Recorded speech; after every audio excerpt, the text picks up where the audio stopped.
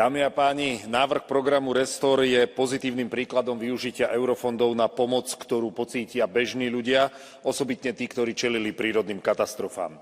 Podporujem zvýšenie európskeho spolufinancovania až na 95%, čo ušetrí zdroje z národných štátnych rozpočtov, aj zrýchlené vyplatenie zálohy vo výške 25% nákladov, čo pomôže členským štátom reagovať na prírodné katastrofy.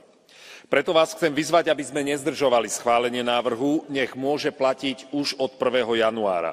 Nech vlády rýchlo zmobilizujú nevyužité eurofondy a presunú ich najmä na opatrenia, ktoré ľudí ochránia pred následkami vyčíňania počasia. Slovenské ministerstvo práce promptne poskytlo humanitárnu pomoc v miliónoch eur tisíckam postihnutých ľudí po zemetraseniach i záplavách a teraz je dôležité využiť eurofondy na preventívne a ochranné opatrenia. Máme v rukách miliardový nástroj v prospech ľudí, nedržme ho, ale urýchlene ho odovzdajme členským štátom, lebo rýchlosť je pri prírodných katastrofách rozhodujúca. Ďakujem pekne.